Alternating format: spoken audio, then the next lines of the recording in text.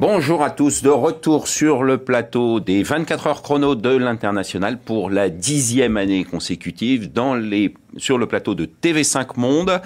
Et nous sommes dans la 12e ville de cette 10e année, 13e heure de direct, une perfection absolue technique. Tout va très très bien et nous arrivons à Sydney. Alors, nous allons tout de suite nous mettre dans la culture. On parle souvent d'interculturel dans cette émission. Nous allons tout de suite nous mettre dans la culture et je vous propose, messieurs et mademoiselles, de passer directement au tutoiement, ce qui sera dans l'esprit de Sydney. Donc Jacques, toi tu es dirigeant de Polyglot Group, oui.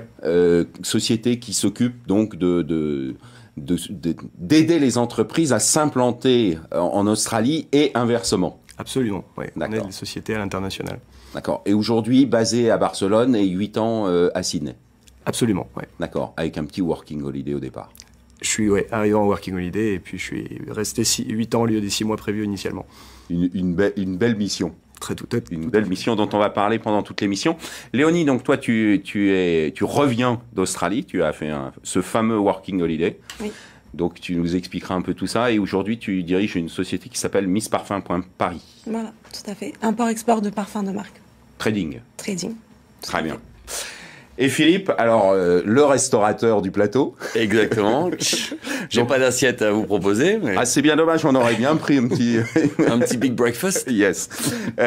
Donc toi, tu avais des restaurants sur place. Ouais. J'ai monté 5 restaurants à Sydney. Ouais. À Sydney. Et tu viens de rentrer. Tout frais, voilà. 2 mois. Donc c'est le retour. Donc il y a 2 mois, tu es rentré en France. Ouais, voilà. Et tout le monde te dit, mais pourquoi tu es rentré en France? Mais qu'est-ce qui t'a pris? Mais voilà, moi j'adore la France et je suis super content d'être rentré. Tout en aimant l'Australie et en restant évidemment très proche de tous mes amis là-bas. Très bien. Et justement, en parlant de tes amis, on va voir si notre consul général de France à Sydney, que tu as croisé au moment de ton pot de départ et de son pot d'arrivée, c'est exactement est avec nous sur Skype. Monsieur le consul, vous êtes là? Oui, bonjour, Nicolas Croder, effectivement, en direct de Sydney. Parfait, bienvenue avec nous. Donc, monsieur le consul, parlez-nous un peu de la présence française à Sydney. Alors, écoutez, je crois que l'Australie continue à faire rêver et elle attire effectivement beaucoup de Français. Le nombre de Français ne cesse d'augmenter chaque année. L'augmentation a été de 7% en 2015 et on a donc un nombre total d'inscrits en Australie aux alentours de 26 000, dont près de la moitié à Sydney. C'est une communauté française jeune, dynamique, diplômée, entreprenante. Alors bien sûr, le nombre d'inscrits, c'est 26 000, ne reflète pas tout à fait la réalité de la présence française. Voilà, française, puisque beaucoup ne s'inscrivent pas, soit parce qu'ils sont binationaux, soit parce qu'ils considèrent qu'ils sont bien installés en Australie et donc n'ont pas forcément besoin d'un lien fort avec le pays. Et il y a aussi, et je sais que sur votre plateau, ils sont quelques-uns à avoir été passés par là, il y a de nombreux vacances visa-travail, environ 25 000 par an, qui eux aussi, puisqu'ils viennent pour 1 an environ, n'estiment pas forcément nécessaire de s'inscrire, alors que ce sont parmi nos clients réguliers. Donc, la propose, française en Australie, elle est proche de 70 000. D'accord, monsieur le consul, ce que je vous propose, on fait une petite page de pub et je reviens vers vous pour justement qu'on aborde cette notion de visa et de working holiday, entre autres, dans quelques instants après cette page de pub.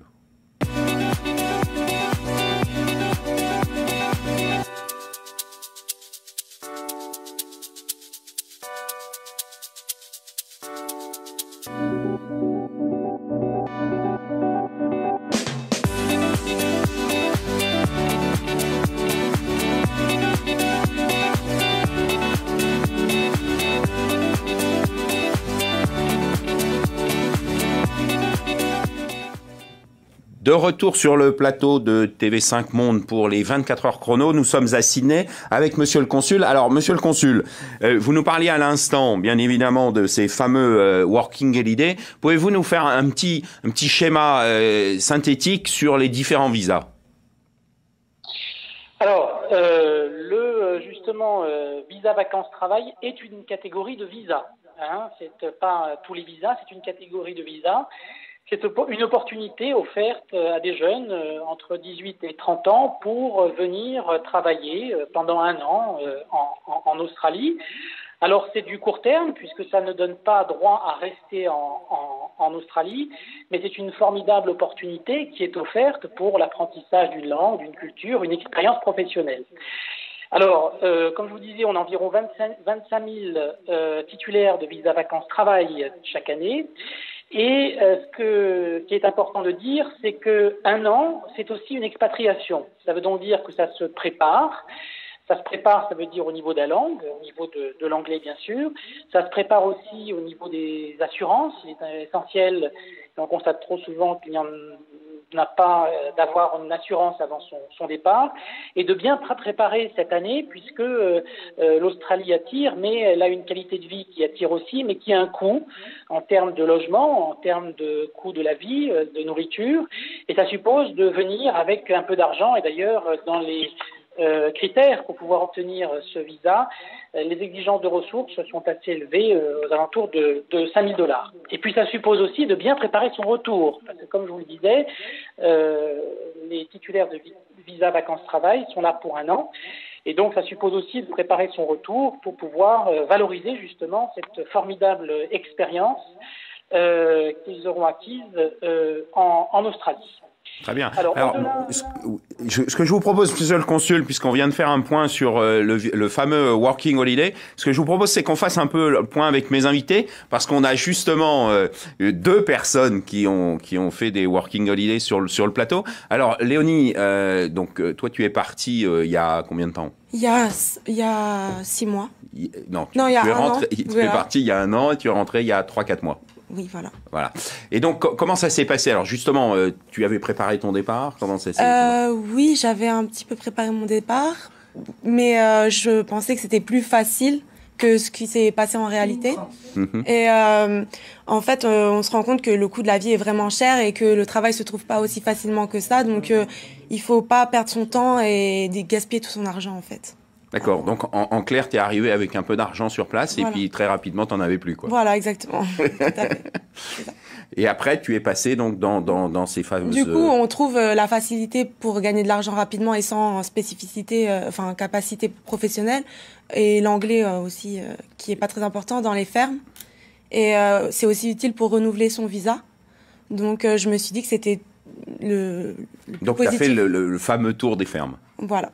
Alors, pour ta part, Jacques, donc toi, tu es resté sur place après, donc tu as fait un working holiday au départ, il y a 8 ans. Oui, tout à fait. Donc moi, mon working holiday était un tremplin dans le sens où j'ai fait un stage grâce à cette possibilité de migrer en Australie sur 6 mois pour travailler chez Polyglotte. Et 10 ans après, j'y suis toujours. Donc ce working holiday s'est transformé en sponsor, c'est-à-dire que la société qui m'avait permis de venir en stage m'a sponsorisé, et ensuite ça a mené à résidence permanente et citoyenneté. Donc j'ai aujourd'hui la double nationalité. D'accord. Et donc toi, pour ta part, Philippe, toi tu recrutais beaucoup. Moi c'est plutôt les working holiday visa me connaissent très bien, parce que voilà, j'en avais à peu près une dizaine par jour, plus une vingtaine de CV par jour. Qui évidemment restaurant français, restaurateur français, j'étais la cible parfaite. Et donc je trouve que c'était une super expérience. Maintenant, le gros problème qu'on a dans la restauration, c'est surtout un problème de langue. Et c'est pour ça qu'ils du coup ils finissent tous sur les affaires que j'avais, parce que du coup ils disent bah voilà, un français comme ça on n'est pas obligé de parler anglais. Et en fait c'est pas maintenant, c'est vraiment difficile, donc il faut quand même faire un petit peu attention. Faut préparer. Oui, il y a une certaine, tu disais Léonie, il y a une certaine concurrence justement entre les Français, ceux qui parlent anglais, ceux qui ne parlent pas l'anglais. Ah, voilà, maintenant vu le nombre de Français, c'est un critère déterminant pour se faire embaucher, c'est sûr. Voilà. Alors, ce que je vous propose, on fait une petite page de pub, et Monsieur le Consul, vous intervenez à votre convenance. Vous me le signalez par la régie, et je vous propose une petite page de pub et on revient juste après.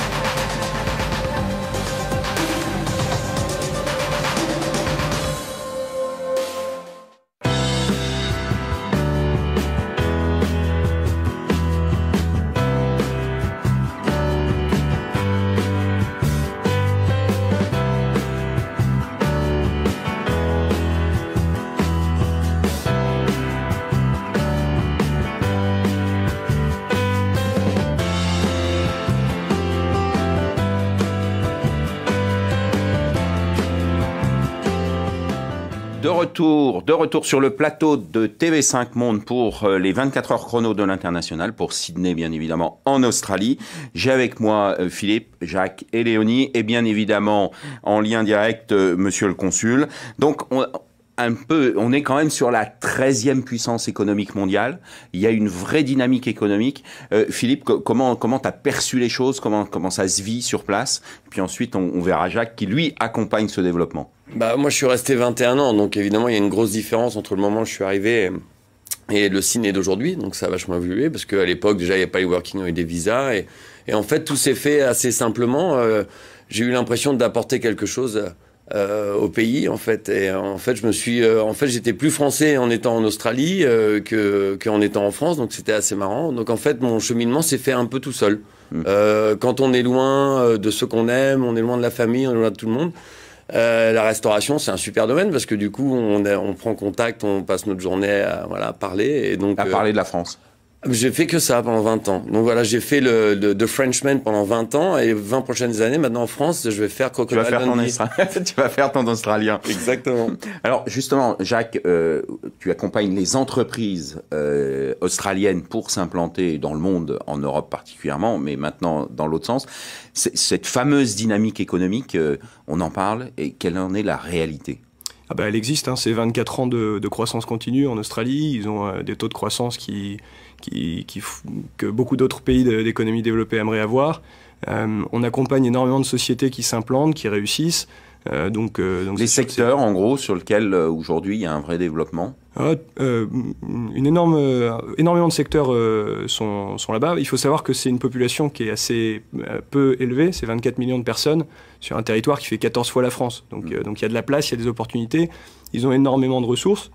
Donc du coup, il y a des secteurs, la mine fonctionne très fort, tout ce qui est industriel, infrastructure, mais il y a de tout. Monsieur le consul, justement, sur les secteurs porteurs, comment vous auriez des choses à nous apporter ?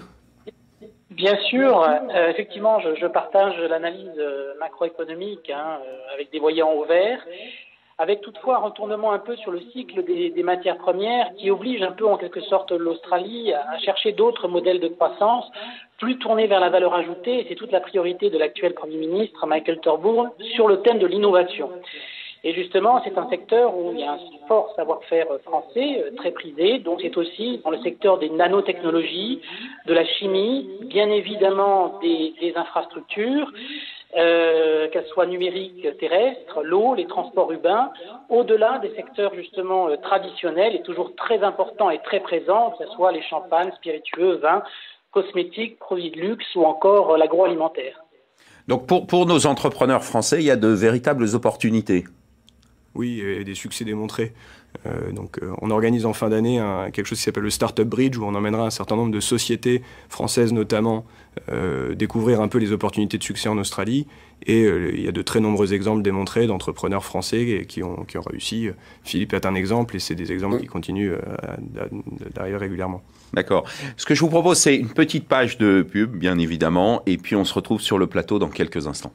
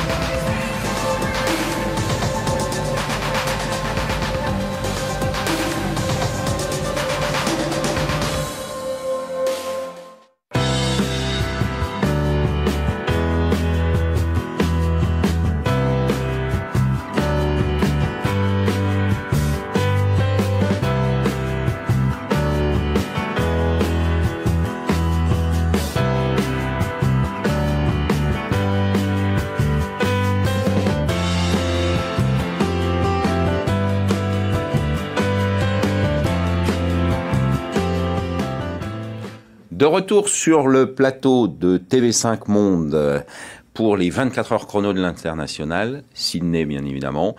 Et là, créer sa société en Australie, alors c'est ta spécialité, comment ça se passe, quels sont un peu les points particuliers sur lesquels il faut travailler? Les Australiens sont pragmatiques et on dit souvent c'est une nation d'entrepreneurs, donc ils rendent la création d'une société relativement simple. Donc ça se fait en quelques jours. On va dire que de manière générale, les gens sont assez surpris, c'est facile, tout est en ligne et ça se fait en quelques jours. D'accord.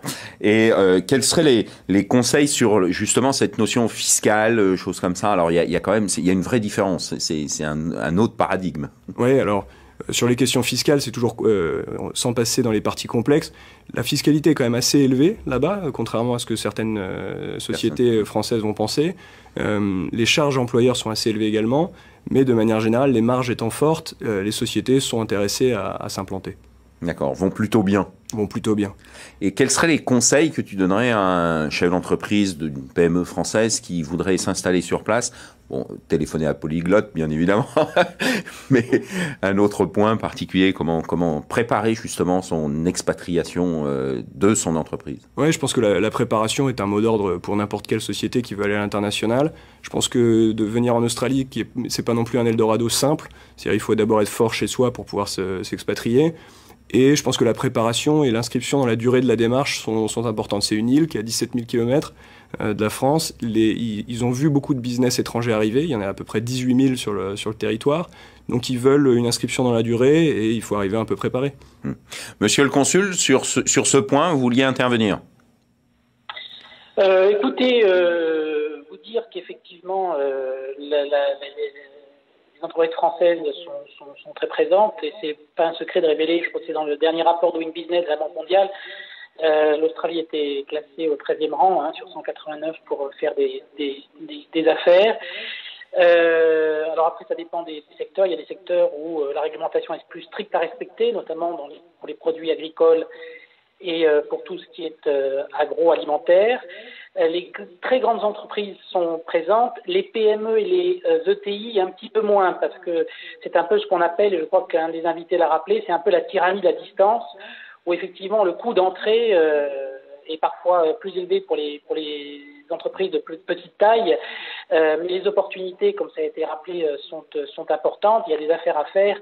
Et c'est aussi donc le rôle des pouvoirs publics, notamment de certains opérateurs comme Business France ou des chambres de commerce, de pouvoir justement accompagner ces entreprises françaises, quelle que soit leur taille, pour pouvoir venir préparer leur installation et s'installer durablement en Australie.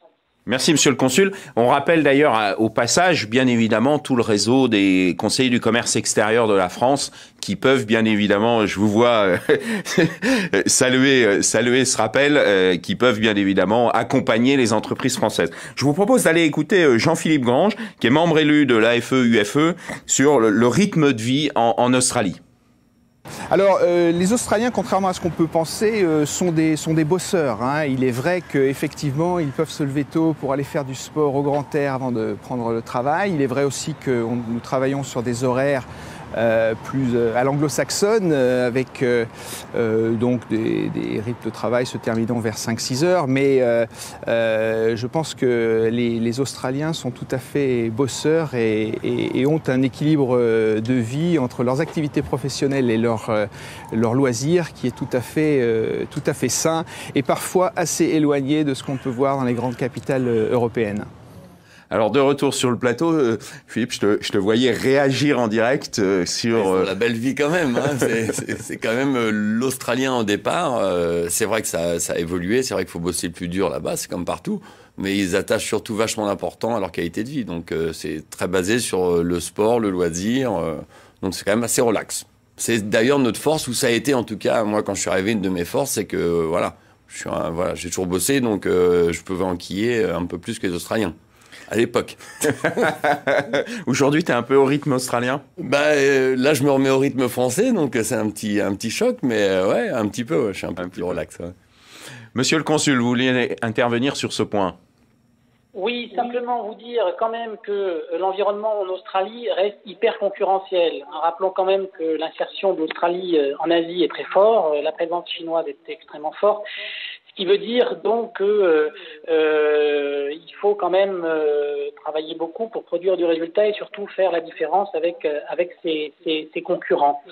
Je voudrais aussi rappeler un petit peu que en quelque sorte l'organisation de la journée est peut-être un peu différente par rapport à chez nous, parce que en quelque sorte le moment de convivialité c'est plutôt après le travail, plutôt que par exemple au moment du déjeuner, ce qui permet effectivement de dégager des plages horaires pour pouvoir se réaliser après le travail, que ce soit dans le sport, qui est une valeur fondamentale ici, collective, mais aussi justement d'entretien, de cette émulation et de cet esprit de compétition, et puis également pour d'autres activités. Mais je crois qu'il ne faut pas oublier non plus, on peut tomber facilement dans l'image du cliché surf, sun, and je ne sais pas quoi, mais l'environnement est quand même fortement concurrentiel, même si la qualité de vie est forte et exige justement des revenus élevés, puisque le coût de la vie, une nouvelle fois, est extrêmement élevé en Australie. Alors justement, Léonie, tu disais en préparant cette émission qu'il y a une sorte de concurrence qui se met en place entre les différentes nationalités des Working Holiday. Bah oui, en plus des Européens qui sont présents à Sydney, il y a également les Chinois, enfin les Asiatiques, et oui, eux, ils sont vraiment bosseurs. Donc il faut pouvoir s'imposer face à eux. Parce que nous, les Français, c'est pas trop notre qualité. Spécificité. C'est pas pour ça qu'on est reconnu, en tout cas, en Australie. Non, c'est sûr. Un point de vue, justement, sur cette logique. Je vais nuancer un peu ça. Je pense que les Français, diplômés notamment, ont plutôt la cote en Australie, on le voit. Mais par contre, c'est vrai qu'il y a à peu près 800 000 working holiday, toutes nations confondues. On en a parlé à peu près, je crois, de 25 000 Français. La compétition est forte. Et puis, il y a l'aspect linguistique. Il y a énormément d'anglais. Hein. Historiquement, c'est logique. Il y a beaucoup d'anglais. Et donc, faut arriver préparé, encore une fois. Tu disais justement que pour préparer cette arrivée, c'était peut-être bien d'aller se préparer, tu parlais dans ton métier qui est plutôt la cuisine, d'aller se préparer en Angleterre. Ben, moi je trouve que c'est une bonne idée parce qu'on a beau arriver avec un super diplôme français dans une grande cuisine parisienne ou autre, le fait d'arriver en Australie, la restauration c'est la forme de brigade, c'est une forme d'équipe, donc si on peut pas communiquer, on peut pas travailler. Donc on a beau être le meilleur chef du monde et c'est vraiment un conseil qui est super important. Oui, il y a du travail dans l'hôtellerie, il y a beaucoup de travail, mais il faut parler anglais. On va justement en parler avec Yannick Bézin sur le climat à Sydney. Côté météo, on n'a pas à se plaindre, comme vous pouvez le voir. Sydney, l'été à Sydney, ce sont des journées magnifiques avec des températures superbes. L'hiver, les températures descendent très rarement en dessous des 12 degrés. Donc tout ça, forcément, facilite et incite les activités extérieures qui sont très nombreuses. Merci Yannick de cette intervention. Alors justement, Jacques, tu as vécu à Sydney fort longtemps, donc c'est une réalité, tu as fait du sport, tu as vécu autrement. Oui, absolument. Au risque d'enfoncer les clichés, j'étais clairement sur une planche de surf avant d'aller travailler. Donc Sydney offre une qualité de vie et des infrastructures sportives excellentes. La ville est très grande, les espaces verts sont nombreux, grands. Donc c'est vrai que à ce niveau-là, c'est super.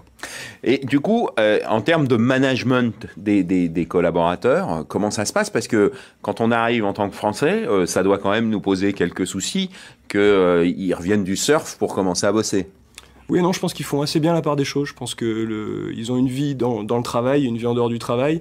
Je pense qu'ils savent être professionnels quand il faut et voilà, et profiter de leur week-end et de leur fin de journée quand ils le peuvent. Philippe, en allant le matin à 6h ou entre 5h30 et 6h du matin à Bondi, c'est l'autoroute quoi. Tout le monde va se faire un petit peu de surf, un footing, voilà. Bon, moi j'y vais un peu plus tard. Bon. Non, c'est ça, t'es resté un peu français pour te lever. Ouais, exactement, un peu plus relax au niveau du matin, mais c'est vrai que ça fait tellement partie. Enfin, c'est vraiment l'esprit de la culture. Ah ouais, non, c'est super. Et en termes de management opérationnel, quel serait le conseil que vous donneriez à un chef d'entreprise français qui voudrait justement recruter des équipes sur place? Alors moi, pour ma part. 90% des personnes qui travaillaient pour moi n'étaient pas de nationalité australienne. Donc voilà, je suis pas le parfait exemple parce qu'en fait c'est pas la restauration n'est pas forcément un métier. Donc il n'y a pas la notion un serveur, être serveur, c'est pas un métier. Voilà, c'est complètement différent. Donc moi, je travaille beaucoup avec des Français, des Anglais, enfin le monde entier.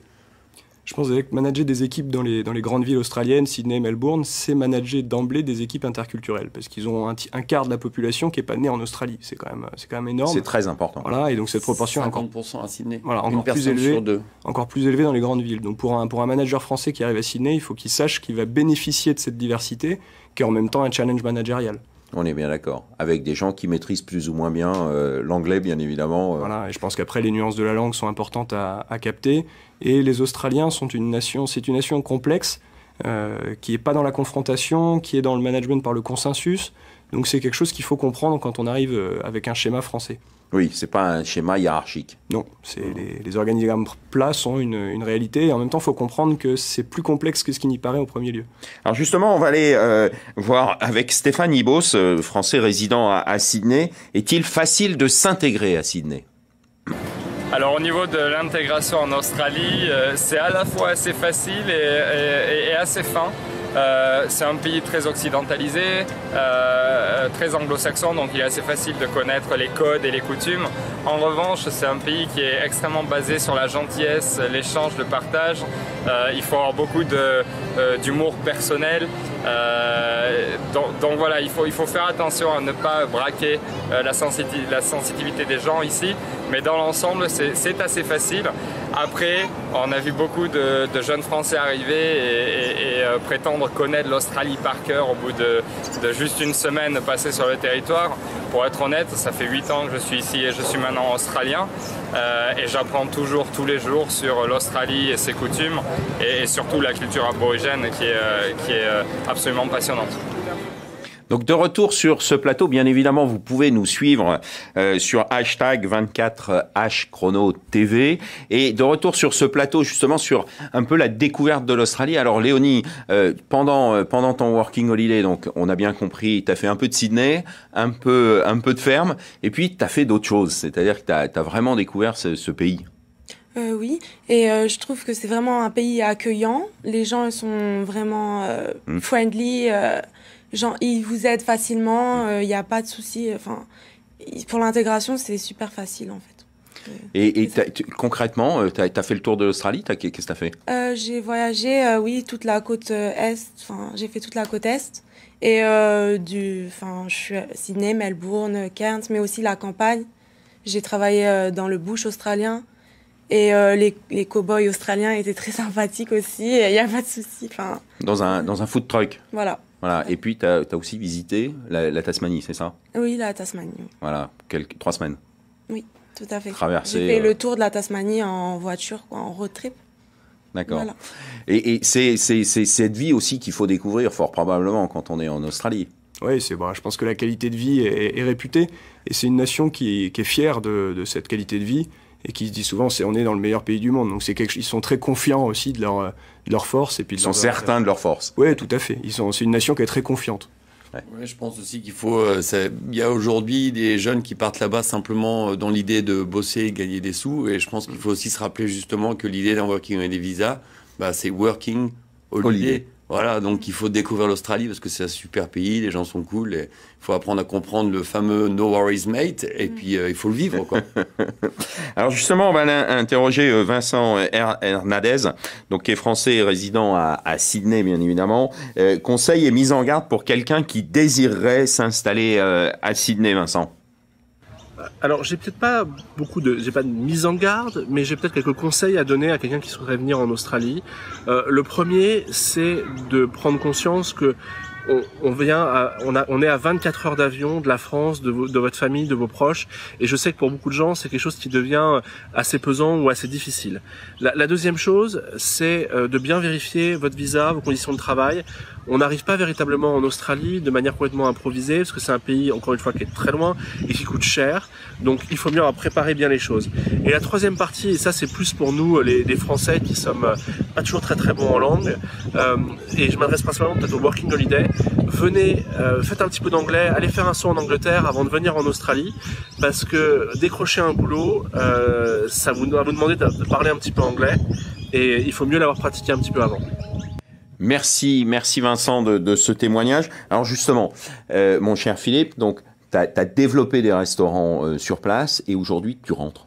Mais je rentre, oui, parce que en fait, j'ai une nouvelle vie, new chapter, et en fait, la distance, au bout d'un moment, c'est trop loin, trop compliqué, trop de manque.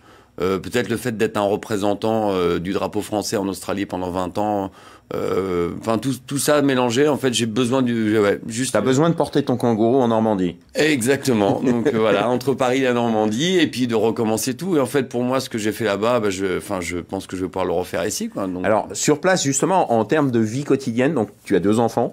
2 enfants, oui. Lola, Noah, donc qui étaient à l'école française. Donc ça, c'était super. Et du coup, ça a été une chance aussi parce qu'ils ont pu basculer sur le système français sans aucun problème. Et tout. Un excellent lycée français. C'est vraiment un super lycée. Ouais, non, j'étais vraiment très content. Très bonne éducation et donc ça a facilité le retour parce qu'en fait, on arrive à un moment où, en restant quelques années plus, après ça devient plus compliqué. Les enfants seraient sûrement restés. Je préférais revenir et puis de toute façon, on a tous le double passeport, donc ils repartiront quand ils seront plus grands. Monsieur le consul, justement, je pense que sur le lycée français, vous voulez dire un mot. Écoutez, sur le lycée français, effectivement, j'ai le lycée Condorcet. Et d'ailleurs, j'ai rencontré, juste avant son départ, votre dernier intervenant. Effectivement, c'est l'excellence. C'est aussi un endroit, justement, où on peut à la fois marier l'académisme et le cursus français avec le mode de vie australien pour l'organisation de la journée, l'organisation des activités sportives. Et je pense que le fruit de ce travail, de cette équipe pédagogique et de son proviseur, des parents d'élèves, c'est que le nombre d'inscrits au lycée français de Sydney augmente chaque année. On est aujourd'hui à 803 élèves inscrits et ce nombre augmente encore, ce qui est aussi un challenge en termes de place. Donc des projets importants pour l'avenir, mais ce qui veut dire justement qu'il va aussi dans le sens de cette communauté française à la fois dynamique, mais aussi cette attractivité, puisque ce lycée c'est aussi un symbole d'attractivité pour les Australiens et de rayonnement en quelque sorte, puisque les Australiens ou franco-australiens ou nationalités tierces viennent justement se former au système français et à sa bonne réputation. Merci. Alors Philippe, tu voulais intervenir pour compléter le propos de Monsieur le consul. Je voulais juste prévenir, le seul petit problème, c'est que c'est quand même très cher. C'est quand même le savoir. Donc voilà. Donc il faut aussi reconnaître les bons côtés de la France. On a une super éducation qui est gratuite. Ça fait aussi partie de vivre à Sydney. Il faut penser à ça. Alors justement, sur cette partie éducation, intégration dans la vie quotidienne, Jacques? Nous, il faut savoir que c'est forcément des choses qu'on regarde, vu qu'on fait beaucoup de ressources humaines. Notre société et notre fondatrice, notamment, ont été impliquées sur ce lycée français. Et le système scolaire australien, de manière générale, n'est pas du tout financé de la même façon qu'en France. Donc c'est vrai que ça peut surprendre des expatriés ou des jeunes qui arrivent avec leurs enfants. De manière générale, je trouve qu'ils ont une façon aussi d'éduquer qui est chouette. Ils ont des compétences, par exemple, de prise de parole en public qui sont extraordinaires. Ils ont une façon de mixer, on va dire, la théorie et des choses très pratiques, les arts, le sport, etc., qui, pour moi, sont chouettes aussi. Donc je pense qu'il y a des choses à prendre et en même temps, pas oublier qu'on a un système gratuit qui est aussi très, très efficace. Et par exemple, même les Australiens sont très preneurs de place au lycée français. Très bien. Alors, on va aller voir Smart Expatriation. Smart Expatriation, spécialiste, bien évidemment, de l'analyse des coûts de vie, va nous faire une petite présentation, justement, sur cette partie coût de vie à Sydney. Si vous vous déplacez de Paris à Sydney, vous aurez une augmentation du coût de la vie sur place de 17%. Vous serez surpris par le coût du logement, qui sera assez élevé. Comptez environ 1 450 € par mois pour un 2 pièces. Sachez aussi que la fiscalité est plus lourde qu'en France et les contributions sociales nettement inférieures. Au final, si vous êtes célibataire et que vous gagnez 50 000 € bruts à Paris, il vous faudra 57 200 € bruts à Sydney pour maintenir le même niveau de vie. Merci à Smart Expatriation pour cet éclairage extrêmement précis et didactique. Alors, vis-à-vis de l'immobilier, donc tu étais implanté sur place pour tes sociétés, comment t'as vécu, aussi bien professionnellement que personnellement, vis-à-vis de l'immobilier, quartier, choses comme ça? Moi, je suis toujours resté dans le centre de Sydney, donc j'ai toujours loué. C'est-à-dire, malheureusement, le prix, c'était un choix. C'était où je travaillais pour moi, ou alors j'investissais dans la pierre. Il faut savoir qu'un appartement à Sydney, je pense que c'est au moins le prix, c'est à peu près le prix de Paris, quoi. D'accord. Donc c'est super cher, les loyers sont chers. Et au niveau du business, dans la restauration, les loyers sont très chers. Mais par contre, on ne paye pas de droit au bail. Oui, donc l'un dans l'autre, ça voilà. Donc, il n'y a pas d'investissement, mais elle paye sur la durée. Exactement, ouais, exactement. Le seul problème, c'est qu'après ça, on a ces différents problèmes avec le marché français. C'est-à-dire que nous, on a un marché, on a plus. En fait, c'est assez petit, c'est un village, donc des fois, ça manque un petit peu de monde. Mais par contre, voilà, c'est assez facile de s'implanter, mais par contre, faut faire attention, parce que le loyer étant très cher, on peut vite. Alors, Monsieur le Consul, justement, vous vouliez intervenir sur la partie immobilière. Oui, tout à fait. Effectivement, les loyers sont très élevés parce qu'il est un peu dans la culture australienne d'être plutôt propriétaire, ce qui fait que les biens locatifs sont déjà peu nombreux, qu'il y a beaucoup de monde et que effectivement c'est une part importante en quelque sorte du porte-monnaie qui part dans le secteur immobilier, et donc c'est quelque chose, pour revenir à ce qu'on disait au début, à préparer quelle que soit la condition d'expatriation, que ce soit pour un visa vacances-travail ou pour un entrepreneur, il faut bien avoir ce coût en tête et l'intégrer dans ces éléments de budget. Merci Monsieur le Consul pour vos interventions. On arrive un peu à la partie finale de cette émission. Alors, en fait, si je vous regarde tous les trois, je me rends compte que Sydney a été une véritable opportunité de carrière à un moment de votre vie et qu'aujourd'hui, vous êtes multirécidiviste en entrepreneuriat, si j'ose dire. Ça vous a donné une vision différente. Donc, pour ta part, maintenant, tu es installé à Barcelone. Absolument, oui. Donc tu as développé le groupe à Barcelone. Oui, donc on a en fait l'entreprise australienne a maintenant une antenne en Europe. Et c'est vrai que le voyage à Sydney a très clairement créé le goût de l'expatriation, qui va probablement... De l'expatriation et peut-être de la dynamique entrepreneuriale. Non, j'ai le sentiment, avec les trois personnes que j'ai là, vous êtes reparti avec un bout de la culture australienne sur l'entreprise.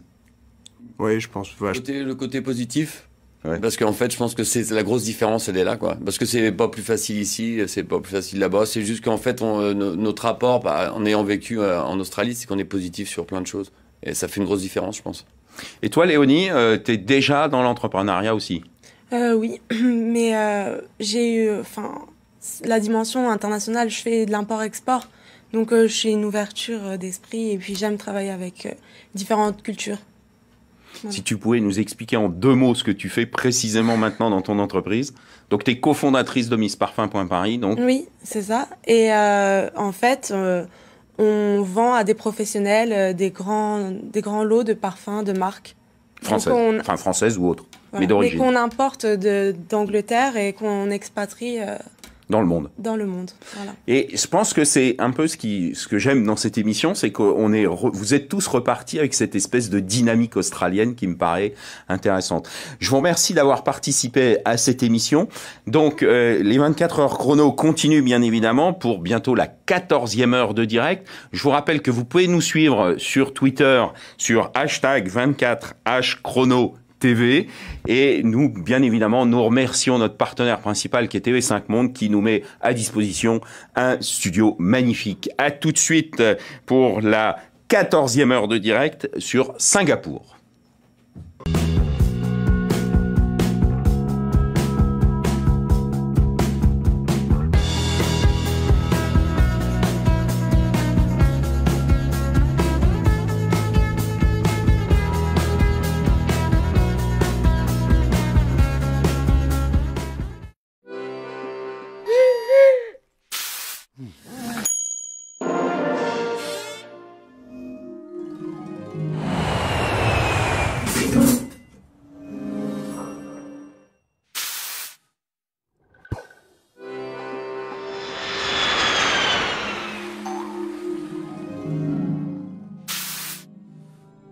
La CFE, votre sécurité sociale jusqu'au bout du monde.